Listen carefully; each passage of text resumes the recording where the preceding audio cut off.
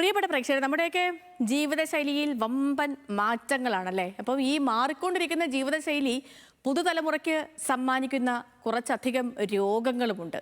ശരിയായ ആഹാരവും ചിട്ടയായ വ്യായാമവും ആരോഗ്യ സംരക്ഷണത്തിന് അവശ്യ ഘടകങ്ങളാണ്. നമ്മുടെയൊക്കെ മുൻ തലമുറയിലുള്ളവരുടെ ചിട്ടയായ ജീവിത രീതി ഒരു പരിധിവരെ അവരെ രോഗങ്ങളിൽ നിന്നും അകറ്റി നിർത്താൻ സഹായിച്ചിരുന്നു. പക്ഷേ അതിൽ നിന്നൊക്കെ വളരെ വ്യത്യസ്തമായി മാറിയ ഭക്ഷണ രീതിയും വ്യായാമമില്ലായ്മയും വർദ്ധിച്ചു വരുന്ന മാനസിക സംഘർഷങ്ങളുമൊക്കെ നമ്മുടെയൊക്കെ ആരോഗ്യത്തെ പ്രതികൂലമായി തന്നെ ബാധിക്കുന്നുണ്ട്. പ്രമേഹം, അതേപോലെ ഉയർന്ന രക്തസമ്മർദ്ദം, ഹൃദ്രോഗം, അമിതവണ്ണം, ക്യാൻസർ, ഇങ്ങനെ ഇതെല്ലാം ജീവിതശൈലി രോഗങ്ങളിൽപ്പെട്ടവയാണ്. രോഗം വന്ന് ചികിത്സിക്കുന്നതിനേക്കാൾ നല്ലത് രോഗം വരാതെ നോക്കുന്നതാണല്ലോ, അല്ലേ? നമുക്ക് പരിശോധിക്കാം മാറുന്ന ജീവിതം, മാരക രോഗങ്ങൾ.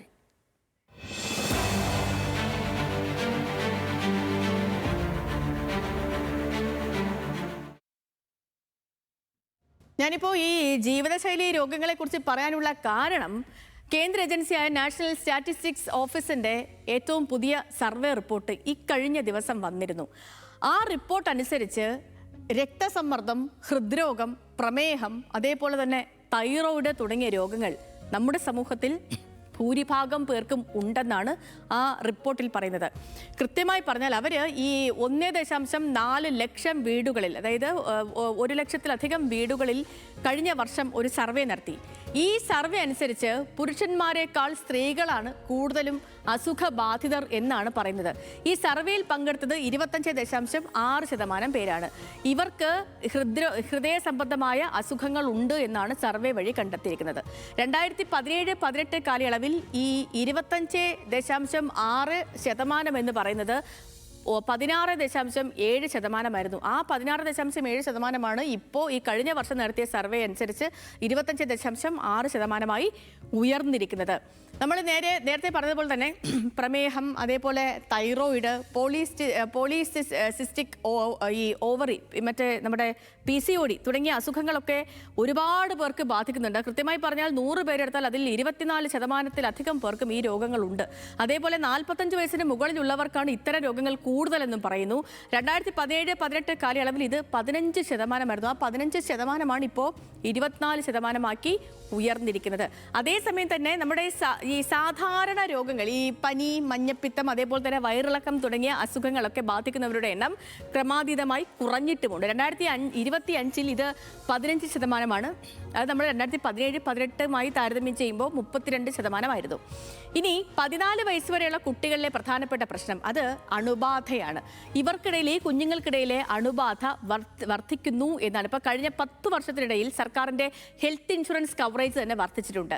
ഗ്രാമങ്ങളിൽ ജനസംഖ്യയുടെ 47%, നഗരങ്ങളിൽ 44% വർദ്ധിച്ചിട്ടുണ്ട്. അത് 2017-18 കാലയളവുമായി താരതമ്യം ചെയ്യുമ്പോൾ അന്നത് 14-19% പക്ഷേ അത് ഇത്തവണ വരുമ്പോഴത്തേനും 47%, 44% ഉയർന്നിട്ടുണ്ട്. അതായത് കുട്ടികളുടെ 14 വയസ്സ് വരെയുള്ള കുട്ടികളിൽ അണുബാധിതർ വർദ്ധിക്കുന്നു, അണുബാധ ഏൽക്കുന്നവരുടെ എണ്ണം വർദ്ധിക്കുന്നു എന്നാണ് സർവേ വഴി മനസ്സിലാകുന്ന കാര്യം.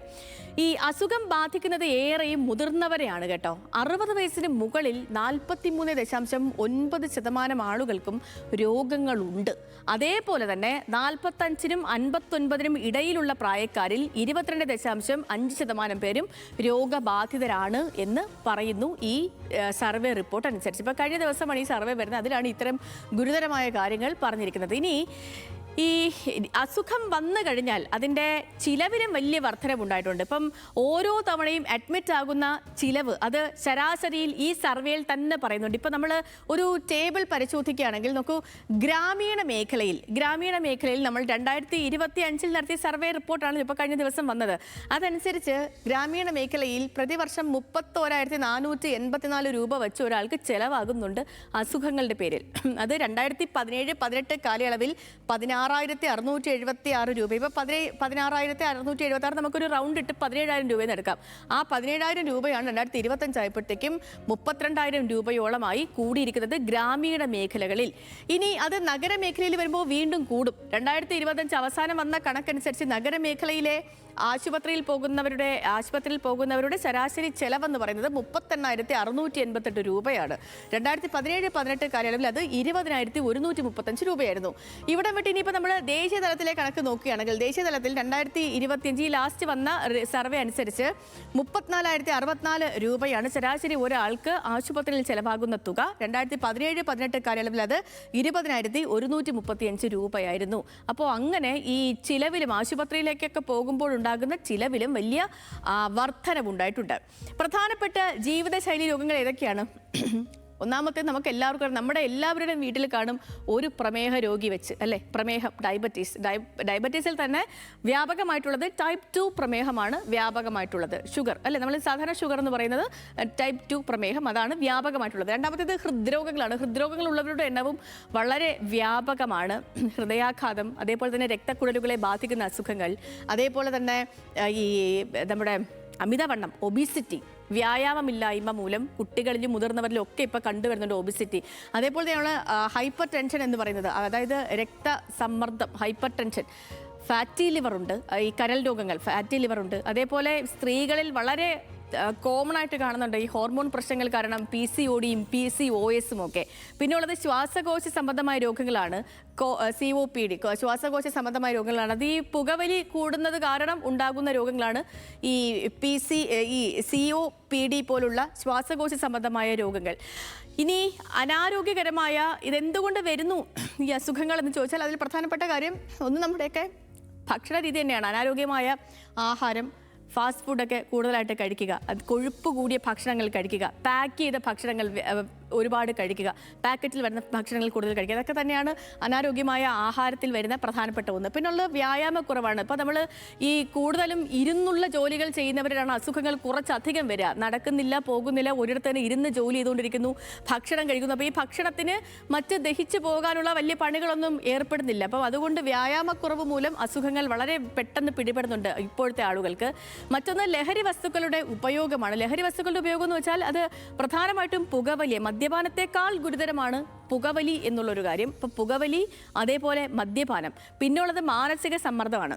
മാനസിക സമ്മർദ്ദം വരുമ്പോഴാണ് അമിതമായിട്ടുള്ള ദേഷ്യവും നമുക്ക് ആങ്സൈറ്റി ഇഷ്യൂസും ഒക്കെ വരുന്നത്.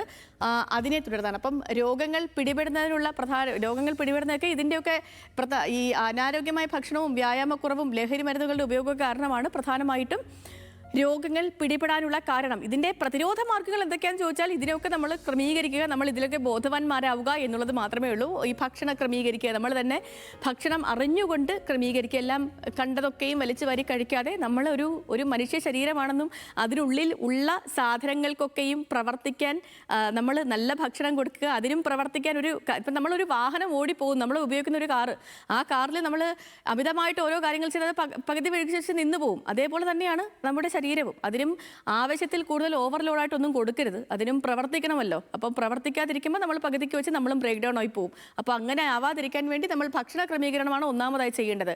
അതിൽ തന്നെ സമീകൃത ആഹാരം ശീലമാക്കുക. ഇപ്പം ഉപ്പ്, പഞ്ചസാര, എണ്ണ ഇവയുടെയൊക്കെ അളവ് മാക്സിമം കുറയ്ക്കുക.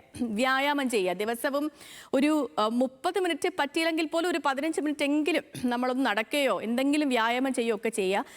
ആരോഗ്യകരമായ ഉറക്കമാണ് ഏറ്റവും നമ്മൾ ഇതിനു മുൻപ് തന്നെ ഹൈ5ൽ ഉറക്കത്തിൻ്റെ ഈ എന്തൊക്കെയാണ് അതിൻ്റെ ഗുണങ്ങളെന്നും ദോഷവും എന്നുള്ള കാര്യങ്ങളൊക്കെ നമ്മൾ വലുതായി ഒരു എക്സ്പ്ലെയിനർ കണക്കെ തന്നെ പറഞ്ഞു പോയിരുന്നു. ഉറക്കം മതിയായ അളവിൽ ഉറപ്പാക്കുക എന്നുള്ളത് നമുക്ക് ആരോഗ്യകരമായ ഒരു ജീവിതത്തിന് വേണ്ട പ്രധാനപ്പെട്ട ഒരു കാര്യമാണ്, പ്രതിരോധ മാർഗവുമാണ്. മറ്റൊന്ന് ലഹരി വർജനമാണ്, പ്രത്യേകിച്ചും പുകവലിയും മദ്യപാനവും ഒഴിവാക്കുക എന്നുള്ളത്. പിന്നെ ഇടയ്ക്കിടയ്ക്ക് കൃത്യമായ ഇടവേളകളിൽ ആരോഗ്യ പരിശോധന നടത്തുകയും വേണം. അതും നമ്മുടെ ആരോഗ്യകരമായ ജീവിതത്തിന് പ്രധാനപ്പെട്ട കാരണവുമാണ്. അപ്പം ഇങ്ങനെയൊക്കെ ചെയ്താൽ നമുക്ക് ഇപ്പോഴത്തെ ലൈഫ് സ്റ്റൈൽ ഡിസീസുകളെ അകറ്റി നിർത്താൻ കഴിയും. ഇപ്പോൾ പുറത്തു വന്നിരിക്കുന്ന റിപ്പോർട്ട് അനുസരിച്ച് രോഗികളാകുന്നവരുടെ എണ്ണം ക്രമാതീതമായി വർദ്ധിക്കുന്നു. നമ്മുടെ കേന്ദ്ര ആരോഗ്യ വകുപ്പൊക്കെ ഇതിൽ വളരെ സൂക്ഷ്മതയോടുകൂടി ഇടപെട്ടിട്ടുണ്ട്. അതിനുള്ള ചർച്ചകൾ നടക്കുകയാണ്. പ്രതിരോധ മാർഗങ്ങളുമായി ബന്ധപ്പെട്ടുകൊണ്ടുള്ള അവബോധമടക്കം നടത്താൻ തീരുമാനിച്ചിരിക്കുകയാണ് കേന്ദ്ര സർക്കാരും സംസ്ഥാന സർക്കാരുകളും ഒക്കെ.